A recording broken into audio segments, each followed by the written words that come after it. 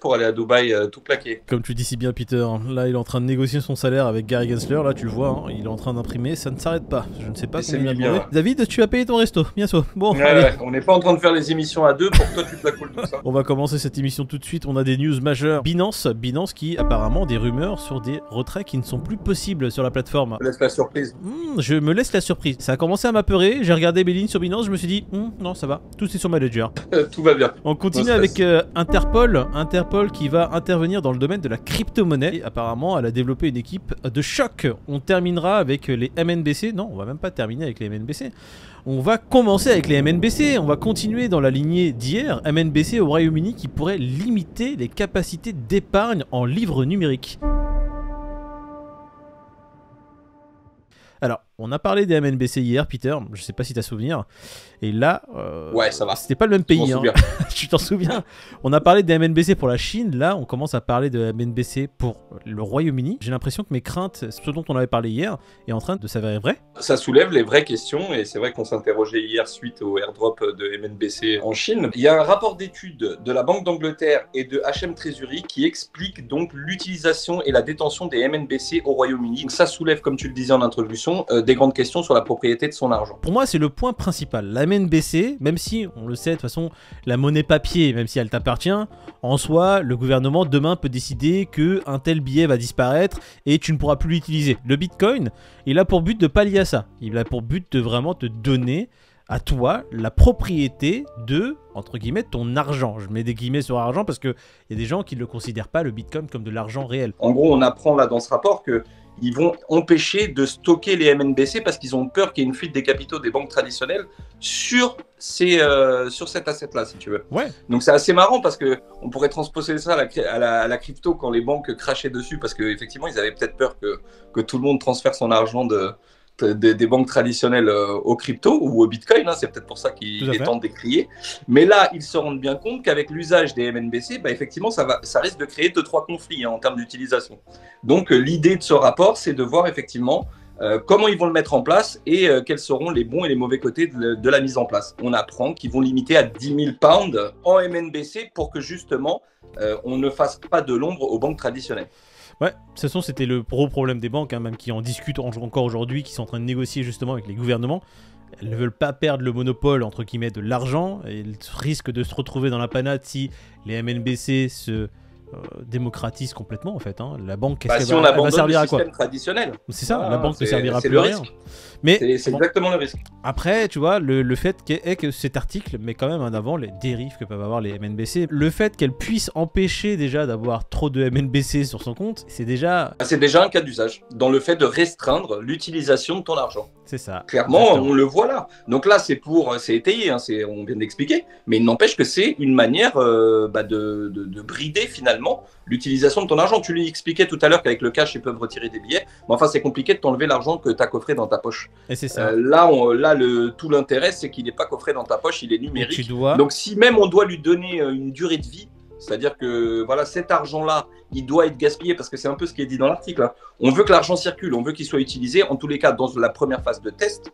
Et donc, c'est ce qui fait qu'ils ne veulent pas que les utilisateurs gardent l'argent. Parce que ça n'aurait pas un bon effet par rapport à... Tu ne pourras pas faire d'épargne avec des MNBC parce qu'ils pourraient, comme tu as dit, limiter la durée de vie de la MNBC. Le problème, c'est que si tu es dans un gouvernement legit démocratique, tout va bien. Tu peux quand même discuter avec, tu peux quand même empêcher certaines règles qui pourraient dériver. Par contre, si tu tombes dans une tyrannie du jour au lendemain, comment on fait? Est-ce qu'il y a une police qui va venir nous aider, hein?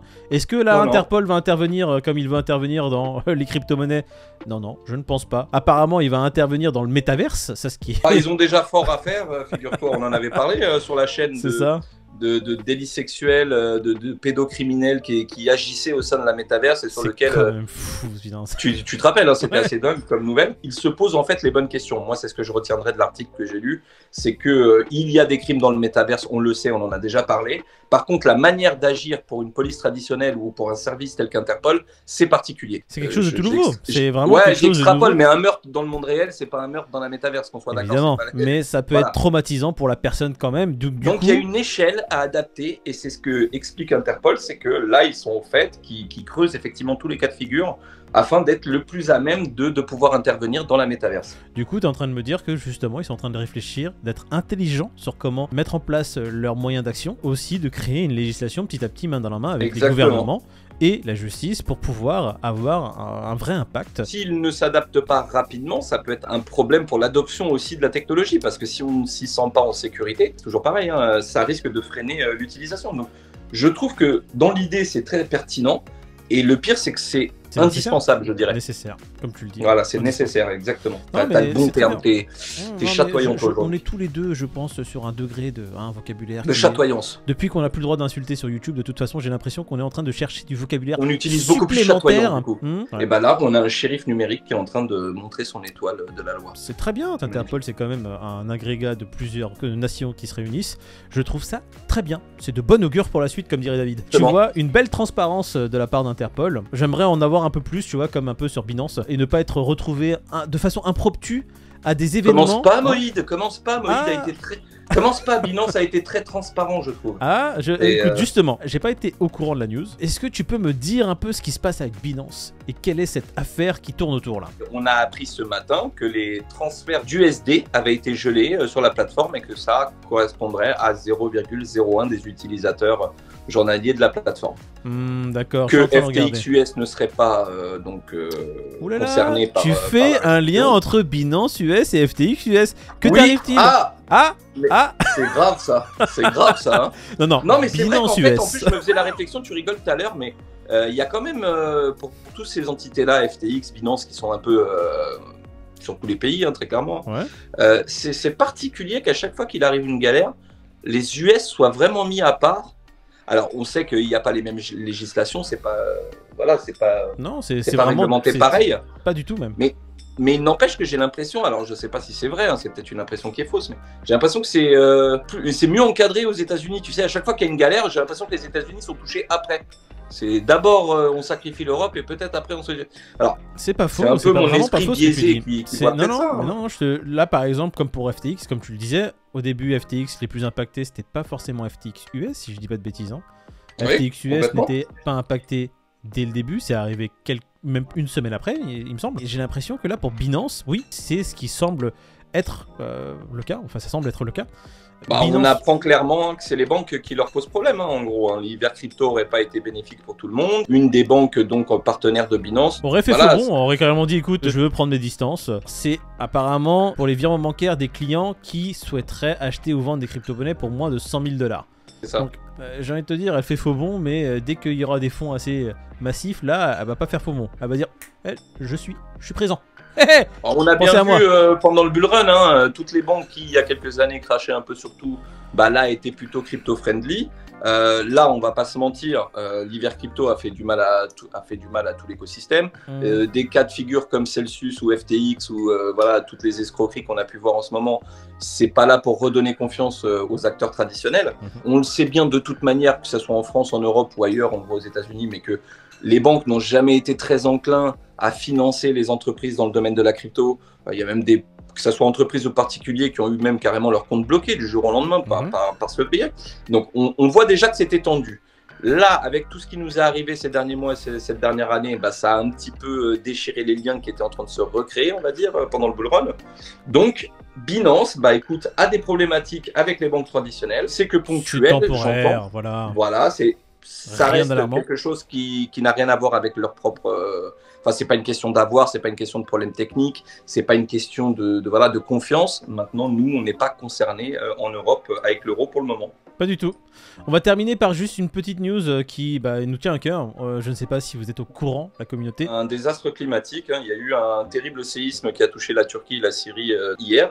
Beaucoup d'entités crypto essaient de trouver des moyens pour venir en aide donc aux sinistrés. Là, je crois que, si je dis pas de bêtises, il y a à peu près 270 000 € qui auraient été versés donc, pour essayer de trouver des solutions là, pour les gens qui le subissent de plein fouet, malheureusement. Si vous avez les moyens donnés, ça reste des êtres humains qui sont juste nés d'un autre côté de la planète, qui ne sont pas peut-être proches de nous de quelques kilomètres, mais plutôt éloignés de plusieurs centaines. Si vous pouvez aider, faites des dons, rien ne vous oblige à le faire. T'as vu Moïd, hein, il y a la plateforme The Giving Block qui recense un petit peu toutes les œuvres qui font des dons en crypto-monnaie. Du coup, ça permet effectivement via ce site de pouvoir regarder qui peut faire des dons, sous quel biais, sous quelle forme.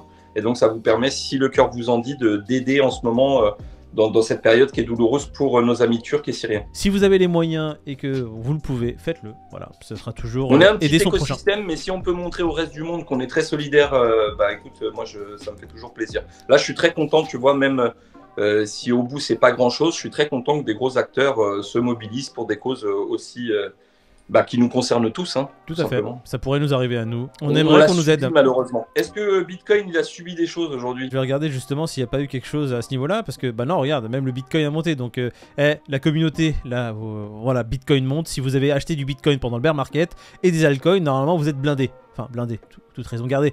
Donc là, Bitcoin 23 215 $, Ethereum 1657, on est toujours au-dessus de 1600 pour l'Ethereum. Oh mon petit BNB! Oh là là, 331. Communauté qui a investi pendant le bear market, intérêt à donner. Allez, hein? Voilà, exactement. Fear and Greed, on va regarder un peu qui est le plus proche, qui a gagné, hein? Fear and Greed. Oh, je me souviens même plus de ce que j'ai dit hier. Écoute, on fait encore ce jeu-là, Nas. Ouais, disons tout de suite à David qui nous doit un resto et puis terminer, quoi. Non, mais voilà. On fait celui du jeudi quand même pour que les abonnés ils puissent gagner un petit peu de crypto. Bon, mais... Voilà, on va le faire. On est à 54, je crois qu'on a gagné tous les deux. On a dit 54 tous les deux, il me semble. Hein. Quand on était ensemble, on s'est dit 54, voilà, c'est exactement ça. Par contre, David 2, je suis désolé, t'es 52 points en dessous. Voilà. Ce qui m'agace, c'est qu'il va pas à la même vitesse que nous, tu vois. Je comprends nous, pas. On arrive à être de plus en plus pertinent dans le Crypto Fear and Greed. Tu vois, regarde là, on l'a trouvé tous les deux, on n'en démordait pas. On était persuadés avec une fine analyse qu'on l'aurait, on l'a eu aujourd'hui, tu vois. Et David qui est aussi loin, quelque part, en plus, qui se permet de prendre des vacances, alors que là, on qui devrait justement être un peu plus vif. Bah voilà, j'estime qu'il devrait un petit peu plus bosser ses gammes, plutôt qu'aller se bronzer la pilule. Il est en train de nous communiquer, il a dit désolé les gars, j'avoue, j'ai fait le con. Les plages et le soleil... Ah, attends, il sait même plus écrire. Le coup de soleil, voilà, m'a pas permis de réfléchir correctement. Il dit, là je vais dire Bitcoin to the moon. Ah, il est plus sur un bear market là. Là, il est sur un bull market 88. Donc Fear and Greed 88 pour David. Bon, il aime les 8. Il fonctionne avec un algorithme qui est le sien. On va faire le nôtre. Moi je dis pour demain 58. Ok, moi je vais dire 55. Ah, le talent c'est comme ça, tu peux rien contre le talent.